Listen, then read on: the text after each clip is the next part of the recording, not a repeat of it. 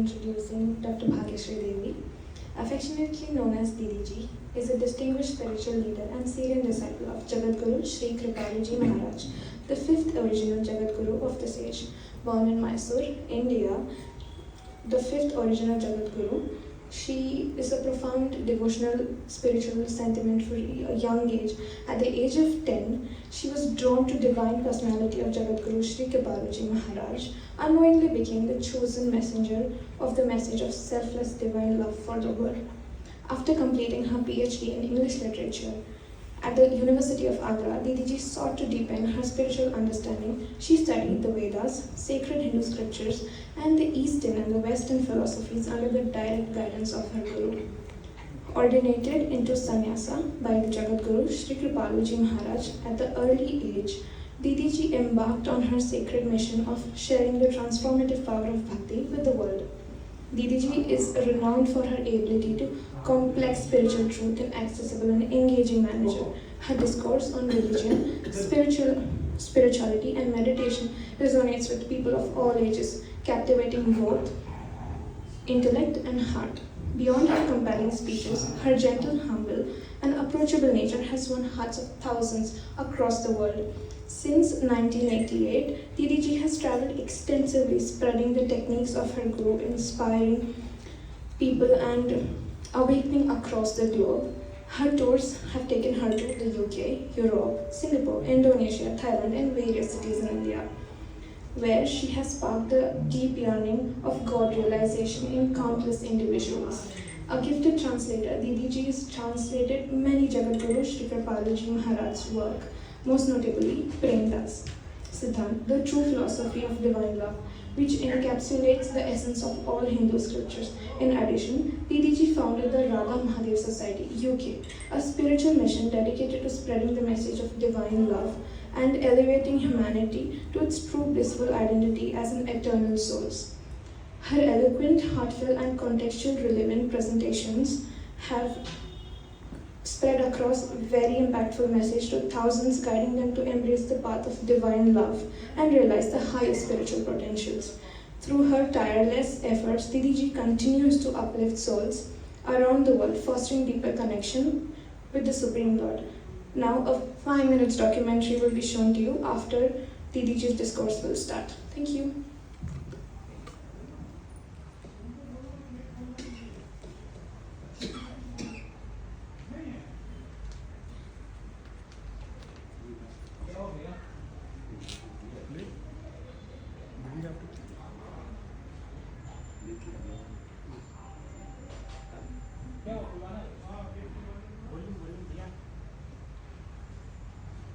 एक ऐसे विलक्षण महापुरुष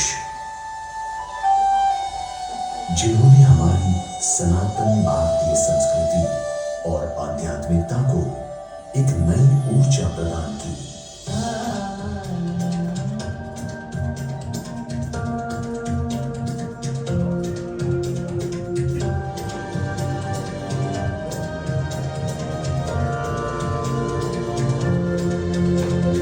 जिन्होंने अपनी अलौकिक ज्ञान,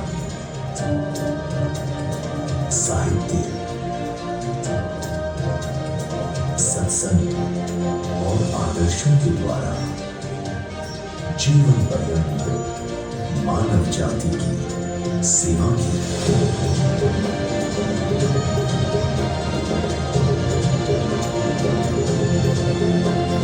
जिनकी दिव्य वाणी से निकले ज्ञान के प्रकाश ने संपूर्ण विश्व को आलोकित कर दिया। जिनका दिव्य सत्संग प्राप्त कर लाखों लोगों ने अपना जीवन धन्य किया एवं कर रहे हैं।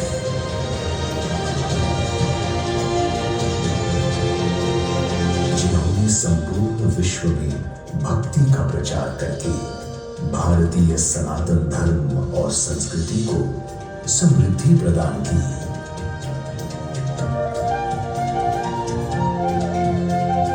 जिन्होंने विश्व को भक्ति मंदिर, प्रेम मंदिर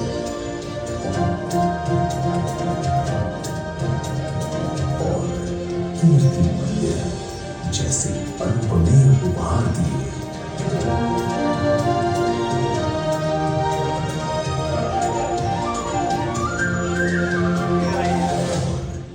अपने कृपालु नाम को साकार करते हुए असंख्य जीवों पर कृपा की वृष्टि की।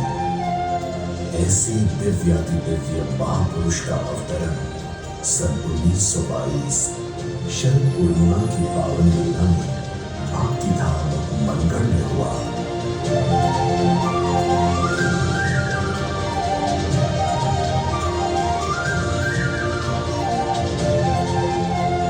भारत के गौरव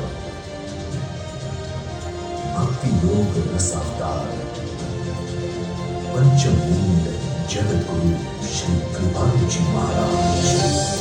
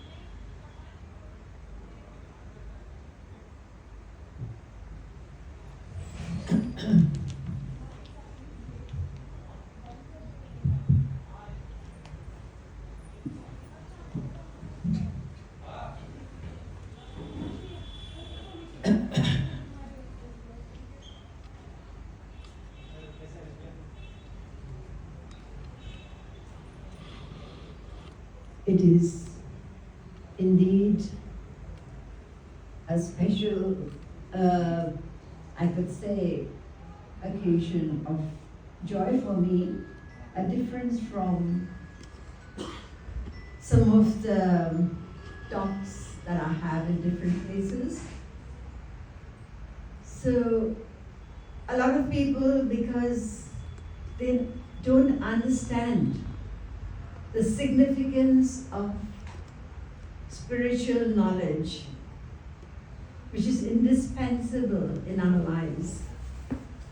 They come and attend the talk, but one by one. The people who are dedicated, who have a thirst, they are there before.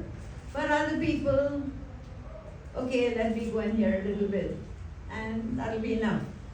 So being in an office has been a good change, because you're all here and you didn't have to come from anywhere, so at least the audience is well settled before I begin my talk.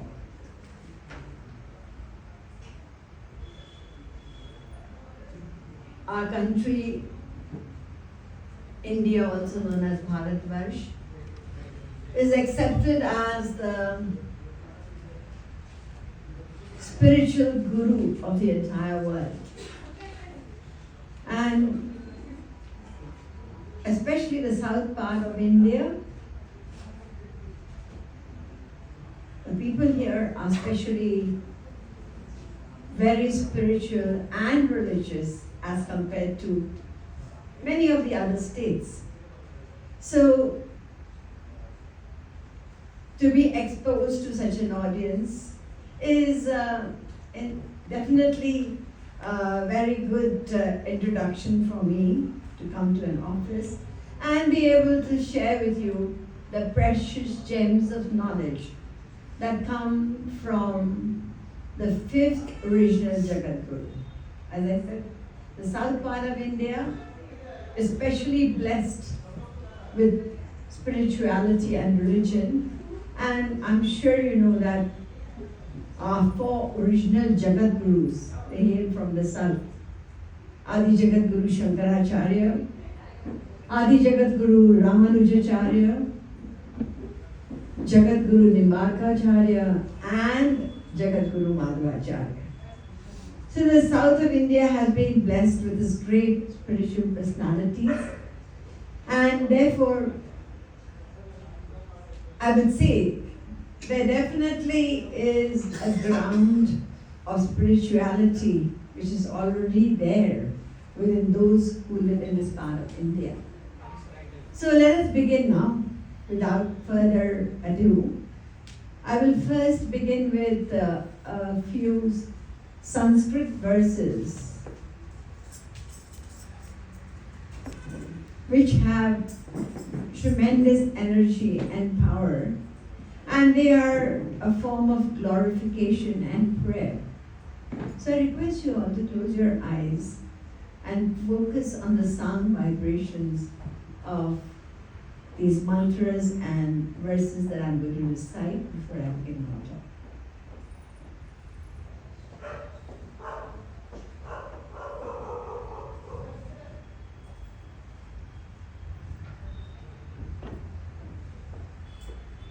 Mannath Shri Jagannatho Madhuru Shri Jagadguru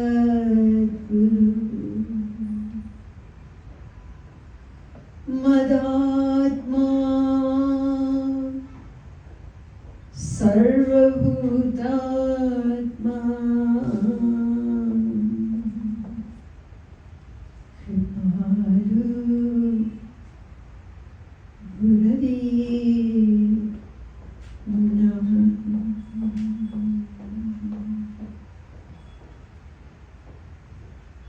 Kalyananam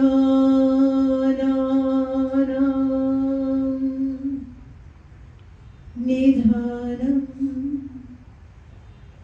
Kalimalammathanam Bhavanam Bhavananam Bhatiyam Yanmumukshu Sapada Paripada Praptaye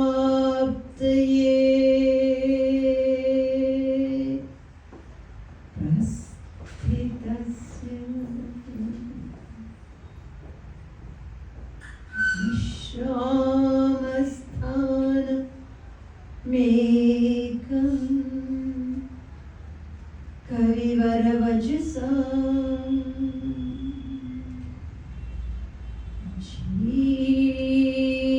Jeevanam Satchananam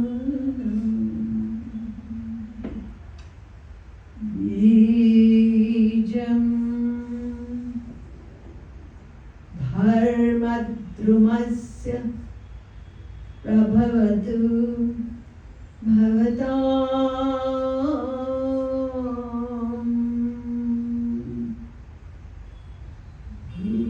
Bhutaye Krishna Namam Namah Kamalana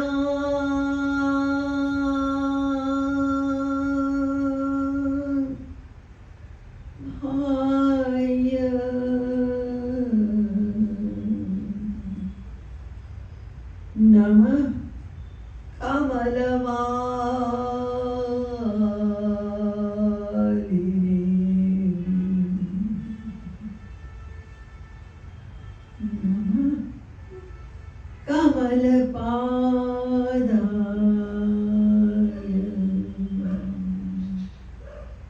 Namaste Kamalechana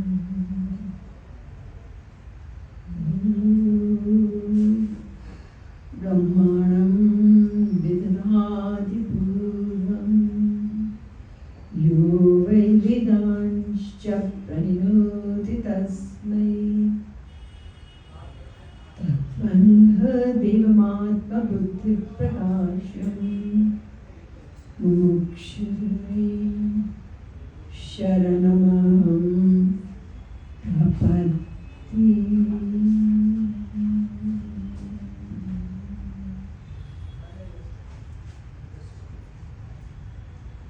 Dear Divine Souls, you are obviously aware of the subject I'm going to discuss today. If God is loving and merciful, then why do we suffer in life? I'm sure a lot of you sitting over here have this question in your minds. Am I right? From time to time, when we witness suffering in this world, as well as in our own lives, we have this question in mind. Because all the religions, they refer to God as being loving and merciful. Vinukarana dina dayala hitam. He's causelessly merciful. Kripa rasa sindhu namo. Jain says that. For by grace are you saved. Christianity says the same thing. So every religion talks about God being loving and merciful. And yet, we who are parts of Him, who are His children, we experience suffering. Why is it so? We see all kinds of suffering in this world, natural calamities. Just this morning, there was a massive earthquake in Japan, right? And there's also a warning of a possible tsunami. It's happened before in Japan as well. Only last week, there was an earthquake there. Then we had a terrible fire in Los Angeles. You probably are aware of that. Days together in a country like that. Typhoons, hurricanes.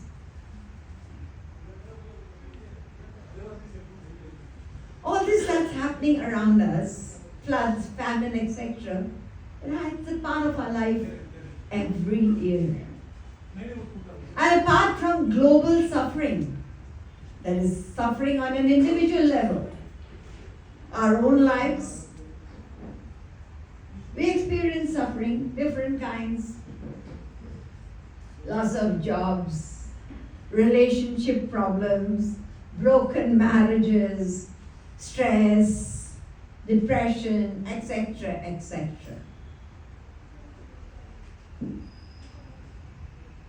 So to say,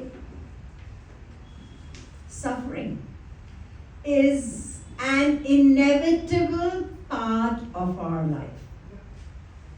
In fact, it begins, our very entrance into this world begins with suffering.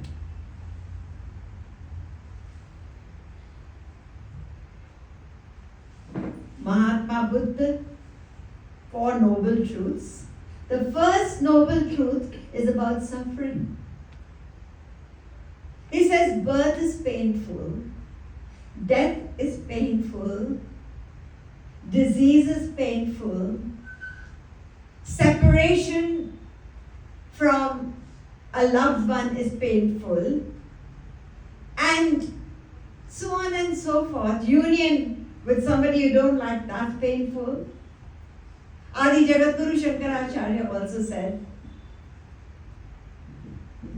that Janma Dukkham, Jara Dukkham, Jaya Dukkham, Punah Punah. Sansara Sagaram Dukkham. Tasmat Jagrata, Jagrata. This world is an ocean of suffering. So wake up.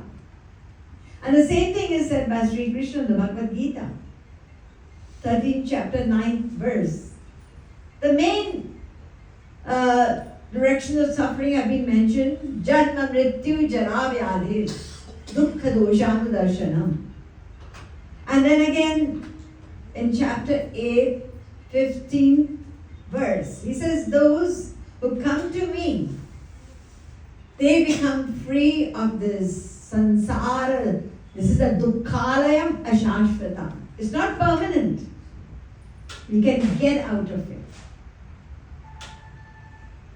So although suffering is inevitable, part and parcel of our lives, right from the time we stepped into this world, but there is a permanent way out. Now, before I share with you this important knowledge of how we can be free of suffering, let us first understand the suffering properly. What is God's role in the suffering we go through? And what is our own role in the misery or challenges or suffering we go through? The first thing we need to understand is that God has got absolutely nothing to do with what we are suffering in this world.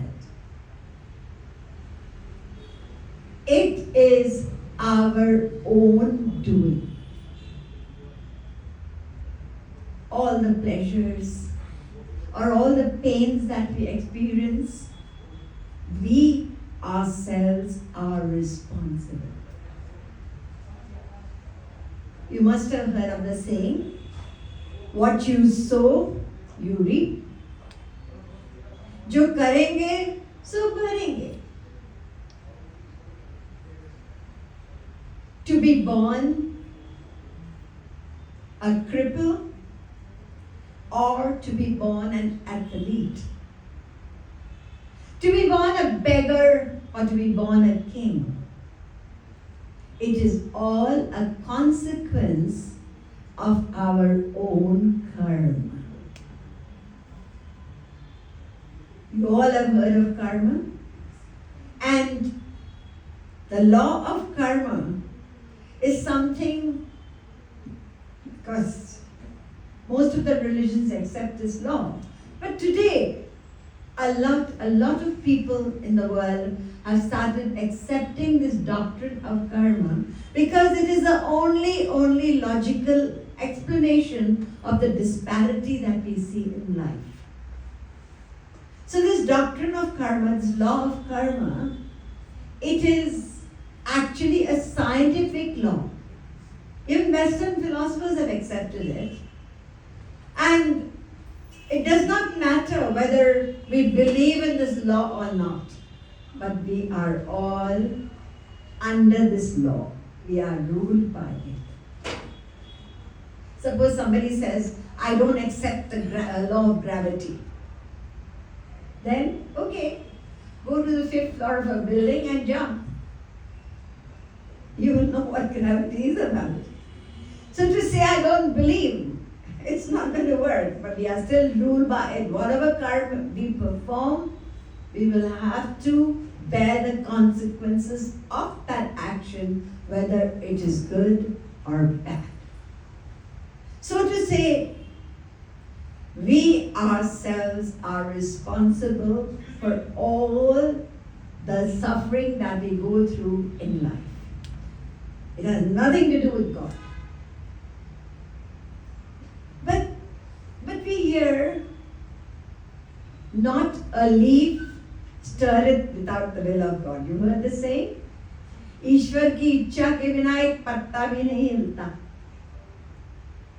Ramayan में भी कह रहे हैं, उर प्रेरक Raghuvansh Vibhushan. He is the one who is motivating you, inspiring you, making you do. Even Sri Krishna says in the Bhagavad Gita. A lot of people are familiar with the Bhagavad Gita more than any other scripture. He says, Brahmayan sarvabhutani yantra rudhani mayaya.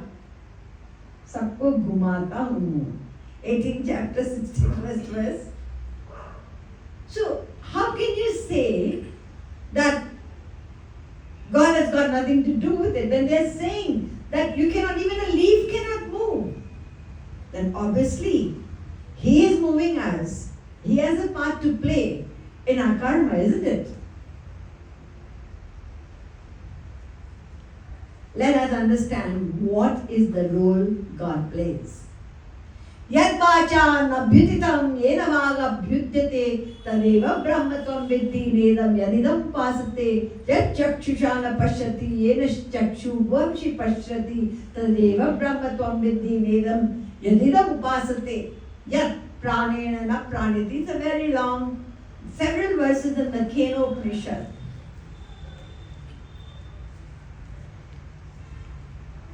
What are these verses saying? In totality, these mantras are explaining to us that it is God who gives you the energy to perform action. He gives you the energy, the power to do. Now, what we are going to do with that energy or power, it's all our individual free will. You can do good or you can do bad. The power comes from Him. That energy comes from Him. He gives the power of seeing to the eyes. He gives the power of speaking, tasting. Tongue has double function, right?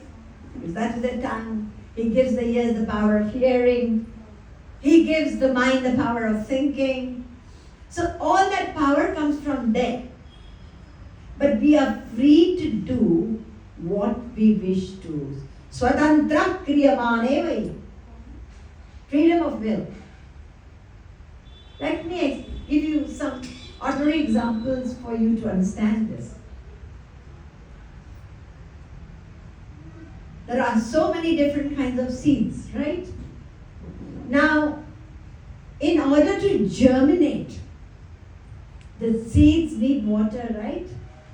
They may or may not have soil, but water is necessary, and you probably experience that in your homes. If you put some, mung dal, you have sprouts. You haven't put them in the soil, but the damp oil water, they sprout in a few hours or few days, right? So water is necessary. That same seed, if it is in a packet or a sack, they say gehu, wheat, they are in sacks. Do they germinate? No. So water is necessary for seeds to germinate. You agree? Now the clouds that bring rain, they are impartial. They rain upon this earth. However, what do you see? There are different kinds of plants and trees, right? Some trees, some plants, they have fragrant flowers. We have plenty in the south, right? So we eat it. And some plants, they are, the cactus plants, thorny ones. Some people keep them as a show at home, right? Different ones. And there's also a plant, isko in Hindi mein bolte hain bichu grass. What is that? If you accidentally happen to touch that, then it's like a scorpion bite. That's also a plant. Same thing with so many different trees, right? Who goes to plant the seeds in those forests? It just happened. Rain comes and there they grow. Now the rain is impartial. It rains. You have plants in your garden, etc. But there is a difference in the plants that come up. Is the water responsible for that difference? No. It is within the seed, right? The seeds are different, the water comes, and whatever is inside the seed, that comes forth as the plant, and you see that, right? Now we can compare that energy that God gives us to the rainwater. The rainwater is there for this earth, but what's going to come out from that seed, it is within that seed. And God is nowhere responsible for that. The rain is there, and that's the blessing. But the difference is within the seed itself. In the same way, the energy that we get from God to do, we will do different things according to our own thinking, according to our own past impressions, according to that association you have. There are certain things that determine what we are going to do. So the responsibility of what we are doing or have done doesn't lie with God. He's giving you the energy to do. Let me give you another example. Please pay attention to each and every word. I tell you, this is an important question and it will put us in the right direction if we understand this. It's a confusion a lot of people have. And many people, when suffering happens, I don't believe in God anymore. फिर पूजा भी नहीं करना चाहते हैं. So it's like your thinking is all confused and there's so many doubts. So this, what I'm explaining to you, you will not find at one place in any book. This comes from an authentic authority, the fifth original Jagat Guru, and he has put the complex knowledge, the profound knowledge which is in the scriptures, in very simple and very clear-cut, very logical wisdom which is based upon the scriptures. It all comes from the scriptures, but it's all scattered. So he joins it together for us to understand and for that knowledge to be comprehensible. So I said, we have the example of water and the seed. Now let me give you another example. Electricity. We all have electricity in our homes. Can you imagine life without electricity? Even if electricity goes for about 10 minutes, you feel so lost completely, right? So electricity comes to your homes from the main powerhouse, and we use it for lighting, we use it for heating, we use it for cooling, we use it even for washing clothes. It all depends upon what you want to do with it and what you can afford. You can do ironing, all that. It's a lot that electricity is doing. Climbing up escalators, coming down, so much going on. Now the electricity is there for our benefit, isn't it?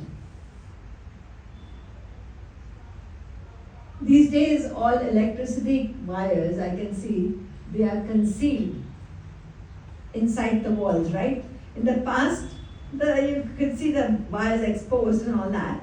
And suppose there is a wire which is a live electricity wire. Now somebody is thinking, how I want to commit suicide, I don't want to live. And well, an easy way, I don't know where I'll get poisoned, then I'm scared to go and put myself on the railway track. It's dreadful. I know how I can do it. What will I do? This exposed wire in which electricity is running, high power electricity, usko bas chhu lo, yeah. Now suppose a person आराम से सोफे पे बैठकर वो सोचता है relax होके मैं सुसाइड कर लूँ. So he is holding that high power electricity exposed thing and about to die. Shock लगा. अब can that person blame the main powerhouse for providing electricity to the house? No. The electricity was there from the main powerhouse for your benefit, right? And if you're going to misuse it, then you are responsible. So same is the example of God giving you the energy to perform action. He's like electricity. It's there for your benefit. And if you're going to misutilize it, then he is in no way responsible for that. So I suppose we have understood this concept of what the law of karma is and what is the role of God when it is said that we cannot, a leaf even cannot move without his power. This is what it means. He gives us the power. So if he's given the eyes the power to see, what you are going to see is up to you. The whole world is in your hand. These telephones, they're the biggest distraction also, and they are also beneficial. Now what you're going to see on that telephone, right, your smartphone, is up to you. It's all available. You may use the light to read the Bhagavad Gita. Or you may use the light to read some kind of book of violence, some novel, or you want to, probably somebody wants to forge a signature. The same light is using, and one is using the light to read the Bhagavad Gita. In the same way, you have ears to hear. What are you going to hear? Today you are here. And of course, this spiritual talk, this important, I would say it is a talk about our own life. And spirituality has to come in because we are spiritual beings. We are not this body. So therefore, your ears are listening to the most important knowledge that comes from our ancient, timeless wisdom. The ears are there. And then you can also use the ears to hear negative things. You can use these ears to listen to positive things. So it's up to you what you are going to hear with your ears. The tongue, that's the most dangerous sense organ. Why? Because, or actually my spiritual master, he says, कि संसार में 90% अशांति शब्दों से है. Words. Words can kill a person 6 foot. You don't need a revolver or a knife. Words can be so sharp. So you can have lion trainers, you can have snake trainers, but no tongue trainers. That's the most difficult thing. So with your tongue, you can speak sweetly, or you can speak harshly, you can speak words that hurt. So all this is a part of your tongue, you see. How you're going to use that speech is all individual, up to you. The same way, the same thing is with all the sense organs, the mind. Most people, what do? When they are free, man se, they think of the past, they brood over the past, or they worry about the future.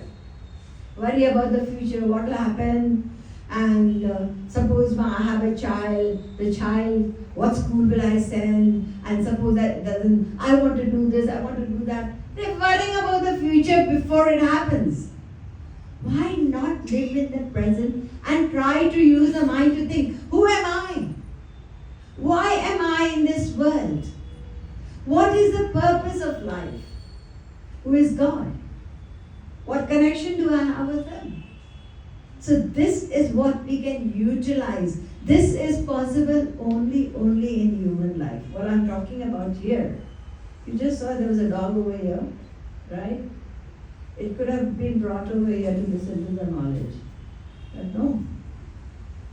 Animals, birds, they cannot take this knowledge which I'm talking about. Only in human life, you can listen to this knowledge, this wisdom, and you can eternally be freed from all this suffering that we are going to do. We are going through forever. See, animals also suffer. There is hunger there. They don't even have, in the jungles, where are the doctors? Where are the police courts? Nothing. One animal kills another. Where will it go and complain? So, this knowledge is possible only in human life, and the possibility of performing the right karma to be eternally free from every misery, every suffering, every problem, human life. Remember that. This is the one golden chance we have. Now we have understood that we get energy from God. Without that, it's true, we cannot move. Now what is the next role of God? The next role is that He notes that complex computer. We have computers over here, and the world of information is there. But think of that vast computer who notes every action of every individual soul, of every country, every state, every village, every place. सबके note करता है, हर एक के प्रति second के work, और फिर accordingly the consequence of those actions we have to go through. Whatever we do, good or bad, we have to go through the consequence of the karma that we have performed. Today you're here, consequence of the karma, and you have been given an opportunity because we have done a certain karma. Otherwise, whatever we do in the evening, you all know better. Each person, you could say, evening activity is different.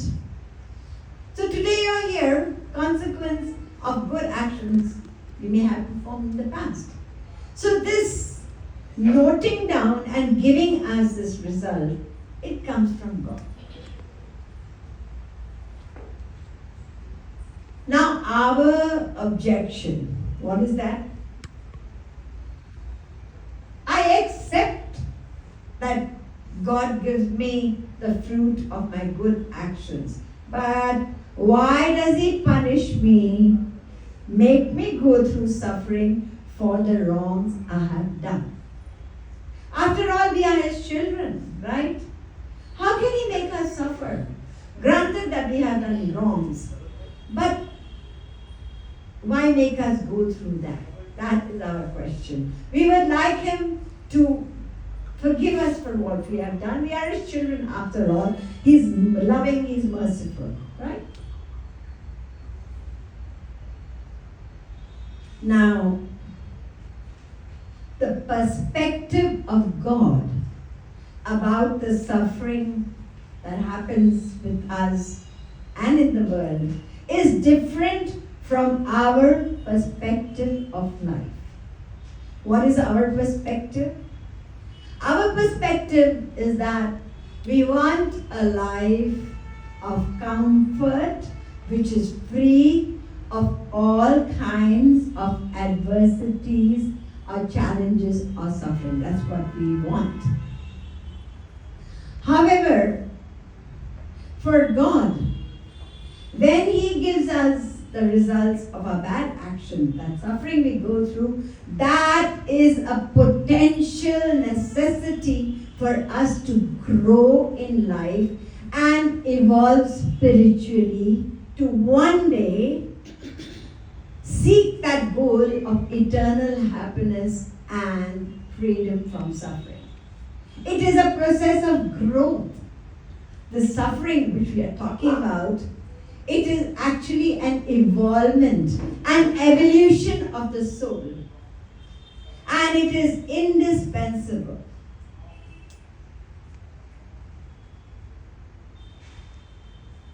We can see it even in the world, right? Look at our parents. When they bring up children, what do? Chanakya की नीति आपने सुना? Sam, Dam, Dand, Bhed. All these things are adopted to bring up the child, looking at the welfare of child with that in mind. Yani, diplomacy, love, you even bribe the child. So you must go to school, then I'll give you a big chocolate, right? You bribe the child, and sometimes you need to punish the child, right? Don't you adopt all those means? Yes, definitely. Now, when the mother scolds the child or punishes the child, is that a sign of her anger or her love? What will you say? Suppose a child has stolen a pencil. That pencil is an expensive pencil and he liked the look of it and he stole it from another boy's box. And he brings it home very happily, proudly. Dekho mummy, what have I got today? I got this pen. मैं pencil लाया हूँ. Pencil कहाँ से लाया? The boy was sitting next to me. I just took it from his box. You stole it? The mother is so angry. She's very annoyed. And whatever, depends how stubborn the child is. If the child is straightforward, okay, next time please don't do it. She can tell him that. I won't talk to you. And if that child is a stubborn child, she can even spank the child because she knows it won't listen otherwise. Or she can say, "Aaj khana nahi milega tumko." So this action of the mother, when she's scolding the child or spanking the child thinks, my mother, how can she do that to me? She's my mother. She doesn't care for me. Don't children think like that? Whenever they are scolded, or whenever there is a kind of maybe a small little spanking,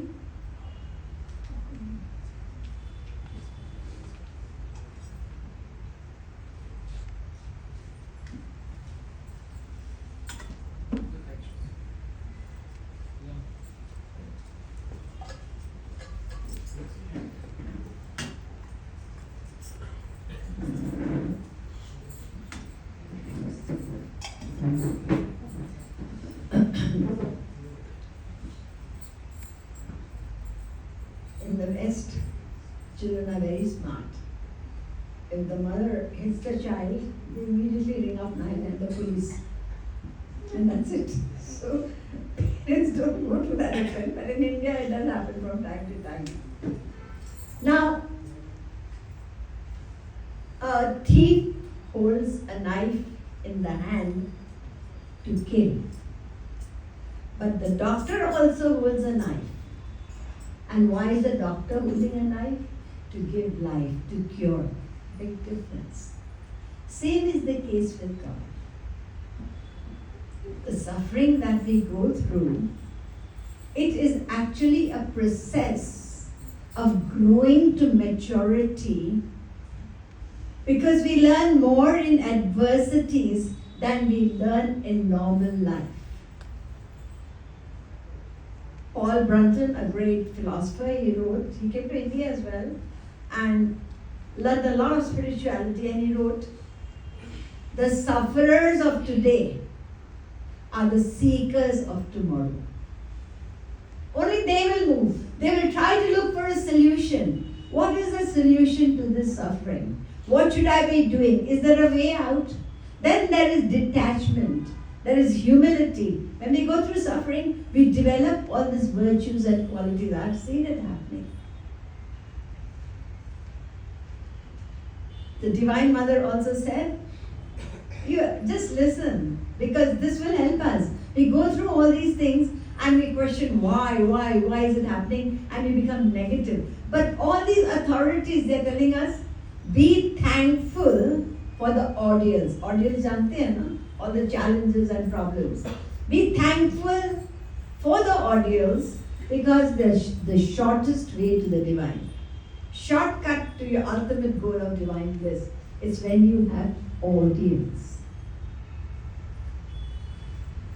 I remember a story of a blacksmith. Blacksmith jante na, lohar. He makes different things out of iron by melting it. They may make locks and they may make chains or whatever, but that's what the blacksmith does. Now this blacksmith had a lot of problems in his life. At the same time, he was a great believer in God, had tremendous faith. So one day, one of his friends came. Can we close this door? Adita.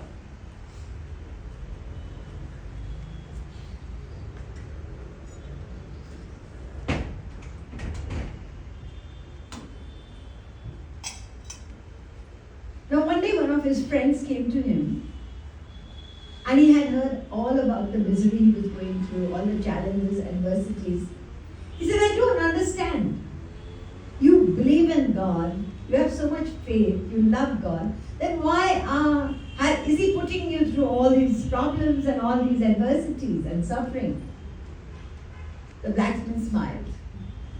He said, my dear, just look in that corner. What do you see?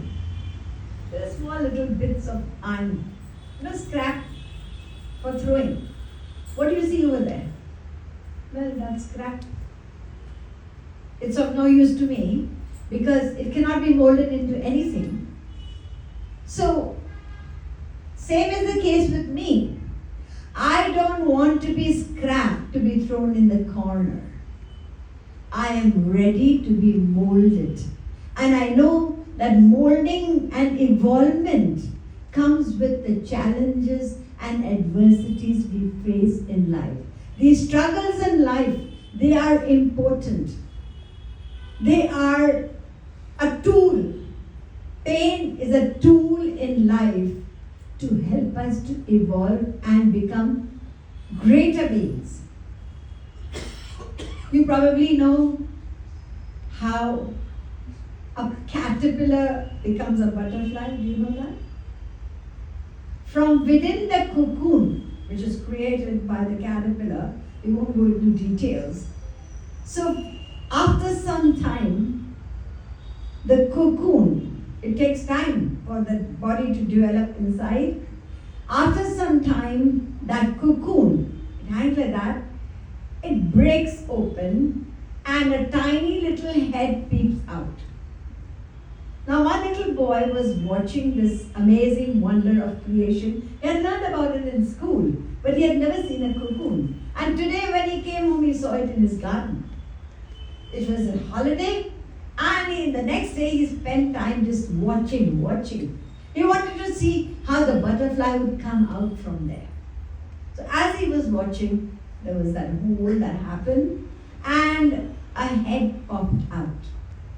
And when the head popped out, all the time that cocoon was bobbing left and right, up and down, kept shaking. It was like the creature inside was struggling to come out. He kept watching and he felt very sorry. This butterfly is struggling inside. Let me do a good act today. He promptly went inside and he bought a scissors and he slit open that cocoon. What happened? That creature inside, that butterfly inside, with a big stomach and shriveled wings, came out and fell to the ground. Now this boy waited. It'll fly now. I helped the butterfly. But that butterfly was never to fly. Why? Because that struggle that was happening within the cocoon was actually a struggle in which the fluid in the stomach was going to go into the wings and strengthen the wings. That was the process. That drastic struggle which the butterfly had to undergo was going to give strength to the wings, and the little boy didn't know that. So that butterfly became crippled for life and soon died. So struggle. This is an important to bring out the beauty of the soul. We rise up. Do you know that so many men, great men, they went through all the struggles and adversities in the beginning of their life. You read them. Abraham Lincoln, Martin Luther King. Then there was Mandela. He spent 27 years in the jail. You know Thomas Edison, the one who made the light bulb that you have now. When he actually sold candy and newspapers, and that's how he made a living to try and utilize this money, because he had a mind which he wanted to invent something. In school he wasn't really good, so his mother has to bring him home. That is very slow. You see, all great people, they are not just, average people, they are different. His mother taught him at home. At the age of 12, 1 year was almost deaf. And within no time, the other ear was also nearly deaf. And he took that as a blessing. Why? Because there was no distractions and he focused on his passion of trying to invent. He had made a lot of inventions, and you know that the bulb that he made, he must have failed at least, some people say 3,000, 4,000, whatever it is. Suppose we say he failed 10,000 times. He said, I have not failed 10,000 times. I have actually found out that this will not work. So he learned from his failure. Every rise is but, Every fall is but a rise.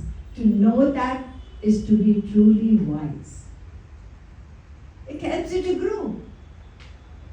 We don't need to go very far. There are so many names I can quote to you, no time. But our president, Abdul Kalam, when he was a child, he actually was selling newspapers. He belonged to a very, very small household, poor household. He was selling newspapers. He had a very difficult childhood.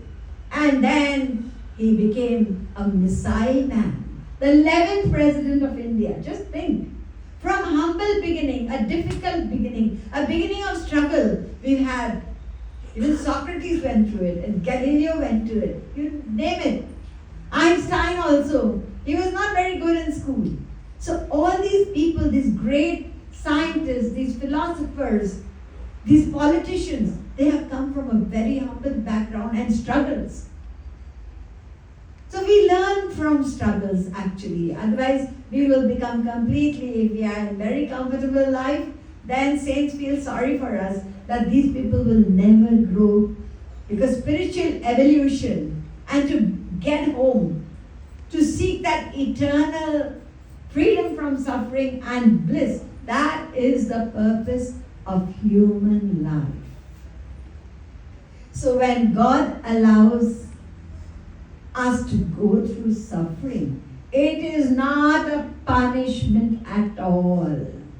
We take it as a punishment. We think, why? I pray so much. I've been doing this. I've been fasting on all these days. Why did it happen to me? Because we have not understood what the lesson behind it is. It is the greatest learning, an evolution process, a process of growth. We have one unique example. Kunti. Have you heard of her? Kunti was Lord Krishna's Bua. And after the Mahabharata war, everything was over, and Kunti, the mother of the king, Yudhishthira, became king. Now Sri Krishna lived with them in Hastinapur for 22 days. And after that, he was about to go back, and he said, I need to go back because I have a lot of things to attend to in Dwarka. Everybody was so upset. Are you going to go? And Kunti also said, it's going to be very hard to be without you. So, if you are going, I want to ask you for something. Shri Krishna says, ask for whatever you want. Now, you know the history that had happened with the Pandavas, sent into exile, thrown out of their kingdom, all that happened. And do you know what Kunti asked after that? Vipada Santun Ashashvat Tatra Tatra Jagat Guru 1:825 Bhagavad Puran. I want you to give me obstacles of life. I want you to deprive me of all these opulences because this is going to make me proud. And when there have been obstacles, Krishna, you have always been with us. You have always been. And I want you, because having your darshan again and again is obviously going to get us out of the cycle of birth and death. And you know, whenever Pandava was in trouble, Lord Krishna was with them. The same thing happens with us. We are his children. We cannot see him. But whenever any child is in trouble, he is with us.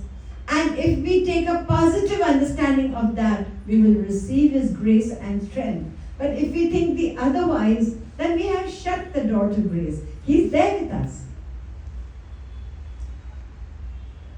I remember reading this card. Probably you have read it. That once God and this child was walking on the seashore. God was holding his hand, and this man looked back and he saw 2 pairs of footprints. God and his own. On the seashore you can see footprints. He felt very, very satisfied. God is with me. And all of a sudden what happened? There was a big storm and rough waves and it was terrible. And this person was so scared. And he looked back to see. What did he see? Only 2 pair of footprints. And he thought, God, you have forsaken me when I need you the most. God said, my child, those 2 footprints that you see, they are mine. I have taken you in my lap. That's why your footprints are not there. This is what we have to understand. Faith, positivity, believing. And we will reap that grace that is available to all of us. Everything that we see in the world, we can learn from that.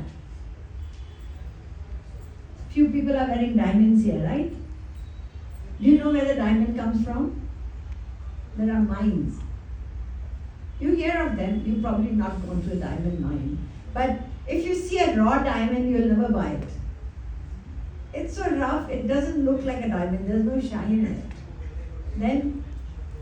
Then they dig that diamond out from the ground. What happens after that? You want to know the story? Maharaji, my spiritual master, has put it into a beautiful couple. He says, Pratham to हीरे को गोविंद राधे खोदा काटा घिसा हीरा रोया बता दे. When you're going to cut, just as of course people are put into anesthesia, but if it wasn't there, think of the pain that comes when you are cut through, right? So that diamond is crying, but I'm going to make you very beautiful. Yes, but it's very painful. I don't want this pain. But that's the way you're going to become beautiful. You're going to shine. So what happened after digging the diamond? Then it was cut and it was chiseled. You know, there are so many facets on the diamond and you have to chisel every part of it. So the diamond was chiseled, and then what happened? When it became a beautiful diamond, then तब वह हीरा बना हरि के गले का हार बता. It found a place in the necklace of the Lord. But it had to go through this painful process. So the painful process that we go through in life, it is helping to purify us. It is helping us to evolve spiritually. But we don't understand that. And here is Kunti. She's asking for this because she knows that she will become close to the Lord with this suffering. In the next verse she says, Janmaishwarya Sushashibi Redamana Madhakuman. Whenever anybody has plenty of opulences in the world, you have name, fame, beauty, everything, then what happens? Pride comes in. When pride comes in, that's when Shri Krishna stays away a distance from us. But when we are pulled down and we become humble, it is said, God tumbles you not to make you stumble.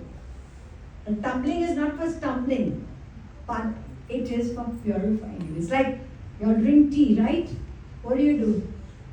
Cold tea I'm not talking about, I'm talking about the hot tea that gives you satisfaction. So that dip tea, or whichever tea, is put into hot water. When it's put into hot water, then the color comes, isn't it? In the same way, all this that we go through in life, the struggles, the adversities, there is a beautiful prayer in which the person says, I asked God for wisdom and He gave me problems to make me wise.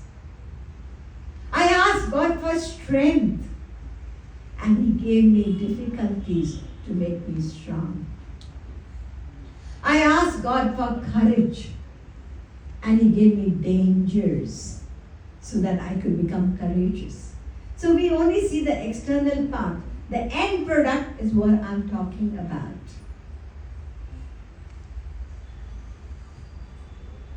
So all the scriptures tell us that one process, when we go through all this in the world, as I said, when we grow mature, then we look for a way out. We become humble and we search.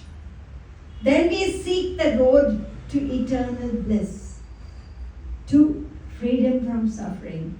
And God is there to assure us.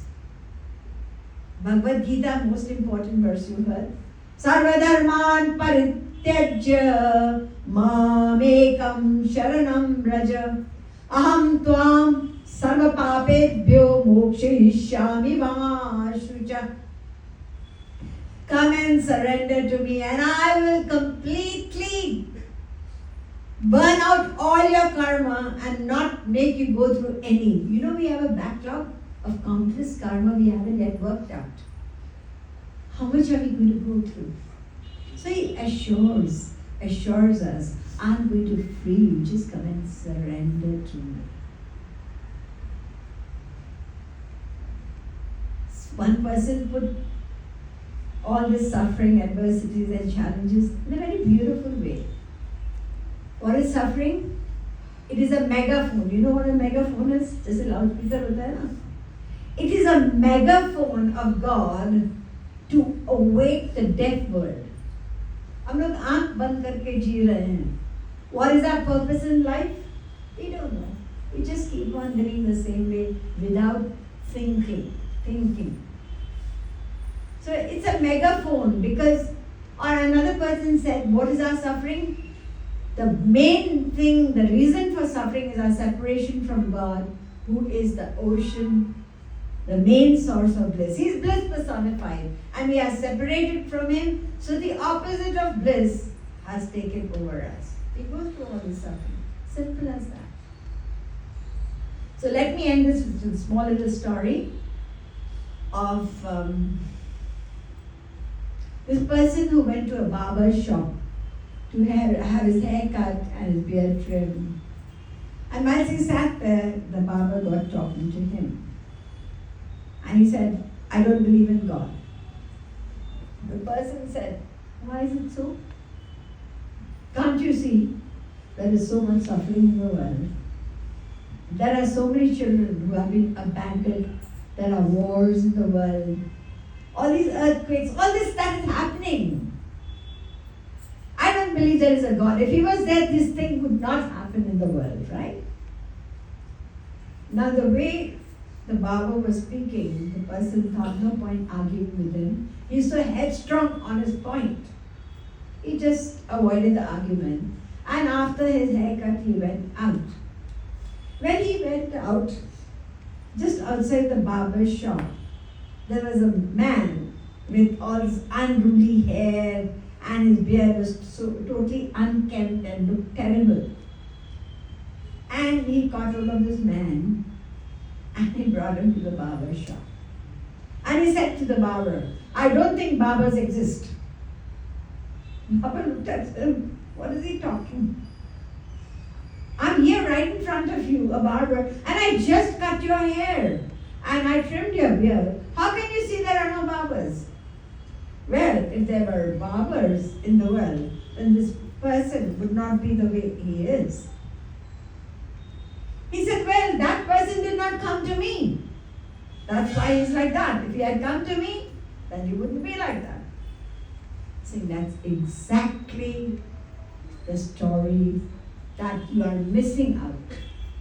He, the one who is there to give His mercy, His love, to free you from the suffering, He is waiting for you and you don't go to Him. You try to get done with all this, with your worldly attempts, or try to, people do all sorts of, they go around partying, they probably think, they want to get rid of this suffering in their own way. They don't go to the source that will grace them, and that's the only way we can.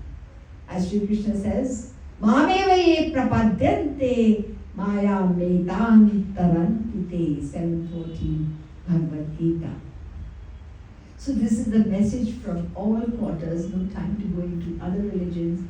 Buddham sharanam gacchami. Surrender.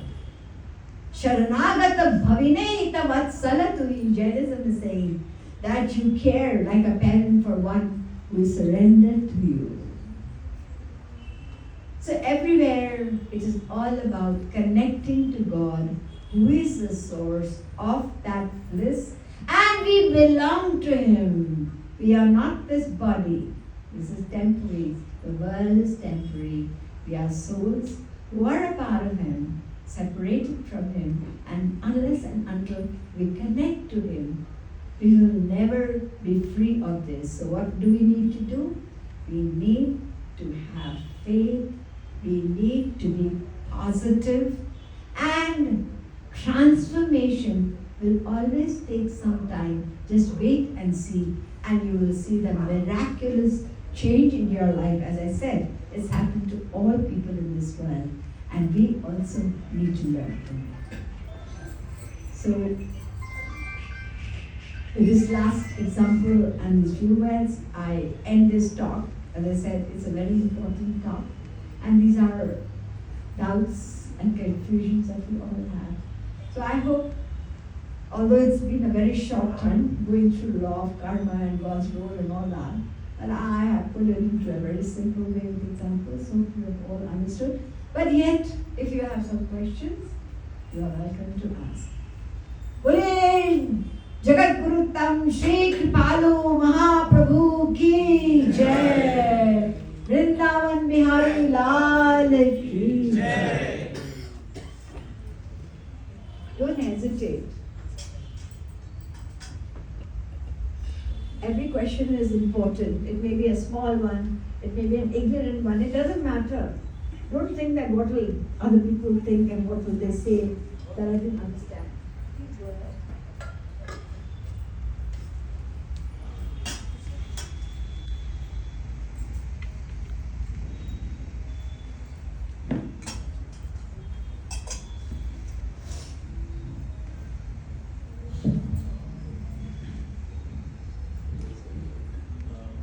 I can see you at least. I can't see you again. Yeah.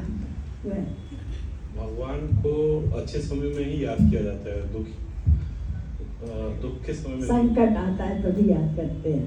अच्छे समय में लोग याद नहीं करते, क्यों?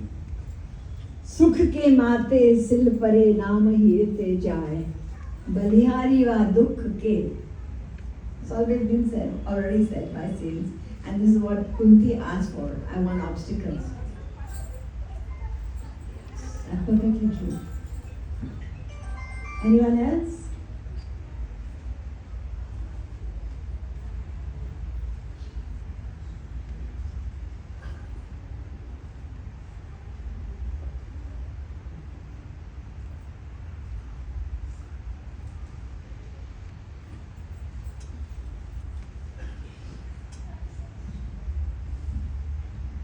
Pranam Didi, Radha Didi, why do you need to love God? Why do we all need to love God? Why do we need to love God? Yeah. There's going to be a program on that, a talk. But the main thing is, who am I? If you want to ask this question, and then you will get your answers. Am I this body? Or is there something which is keeping this body alive head to foot? And this is something which we ourselves see in the world. When somebody passes away, then we become very wise. The person is gone. What is this? This is the dead body. So what is it that left? The only thing we can understand is that's what kept the body alive head to foot. Until today, no science has actually been able to have any kind of, you could say, a photo or any kind of understanding, because that which left is not a material thing. The scriptures then tell us that that is a divine entity, as Sri Krishna explained. It's the beginning of the Bhagavad Gita, and he explains to Arjuna that two things. One is the body, it's temporary, and it is material. Whereas the real I is the soul. And the soul is Chetan, consciousness.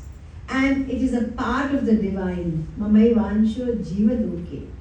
Now when we understand this, and it goes inside, that's why very mechanically, don't you say Tvameva Mata Cha Pita Tvameva, Tvameva Bandhush Cha Sakha Tvameva. Most people know this particular verse. We are saying to God, you alone. Sanskrit जानते हैं आप, तो तुम एव है. एव का मतलब only. Only you are my father. Only you are my mother. Only you are my everything, sarvam. So why is it being said like that? We have got parents in the world, we have got other things. But because this is about the relationship of the soul to the divine, and it is separation from Him, which has trapped us in this world. So when we realize that man, that is the soul, the relationship of the soul is with Krishna, then automatically there will be a feeling of love. But we have to work on us. Because the moment you have this kind of understanding in the world, that person is the person, of course there are no more arranged marriages now, but in the past it was happening. So when parents said, that boy in the school, in the college where you're studying, that person, they are thinking of getting you engaged to that person. Then what happens? Then the girl is desperate to look at that boy. Till today she wasn't bothered to look who's there in the class. But when the parents told her this, then she wants to see. Then the start feeling of mine comes in, my would-be husband. Doesn't it come in? So with God we just mechanically say He's my friend, He's my everything. But we have to understand first, who am I? Am I this body?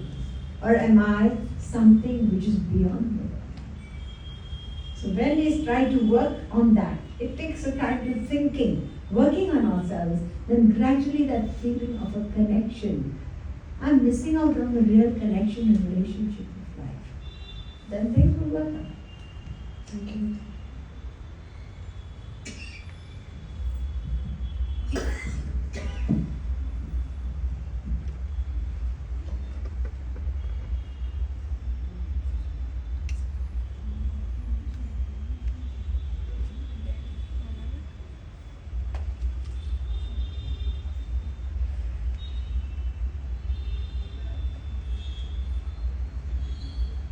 So the mic has gone back to the holder of the mic. I thought she was going to ask me a question. So it looks like the session is ending right now. And I take this opportunity to thank Shrestha. She decided to have this talk, and I was very happy because it's important for people to get the right knowledge. And as I said, I'm not the person who's giving it to you.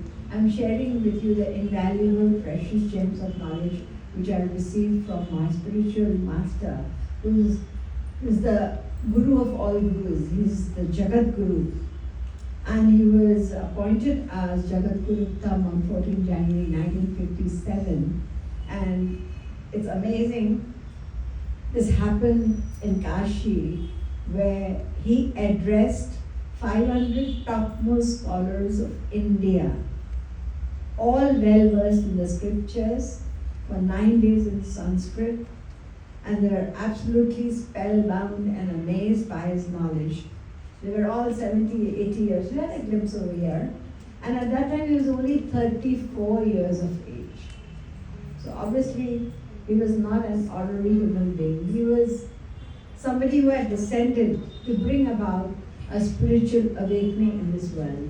And that's what is happening. Even technology is now spreading his beautiful teachings far and wide, and millions of people are taking benefit and moving along the path.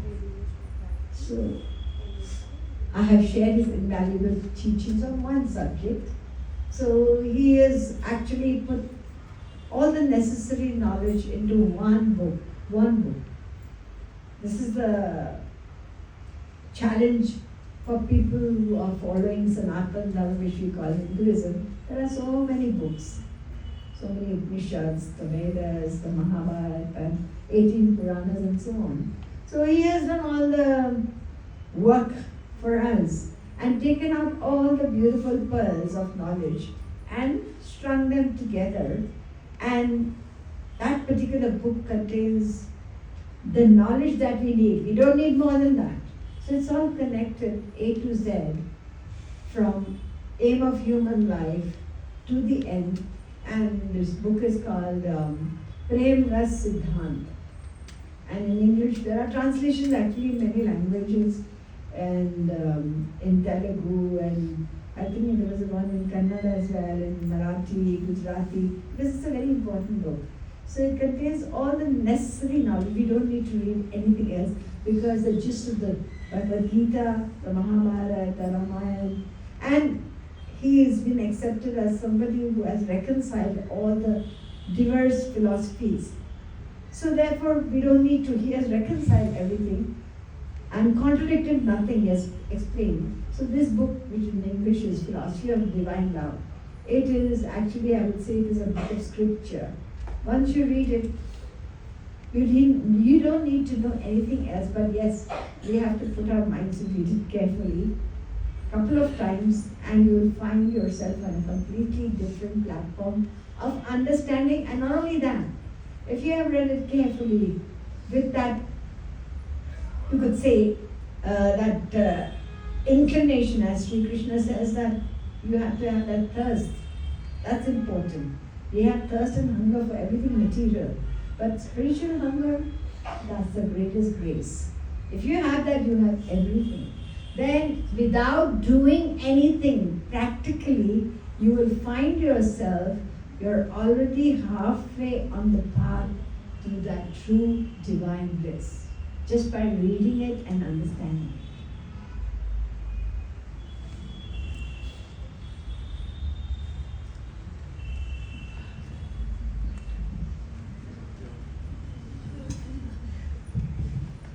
So as we conclude with whatever we've learned here, and we carry forward whatever lessons she has given to us, we'll be having a short arati followed by the dinner. Thank you so much. And if you want to connect further with everything that she's taught us, the books are here. Please go through and see if you want to take anything. You want a group photo? After the article.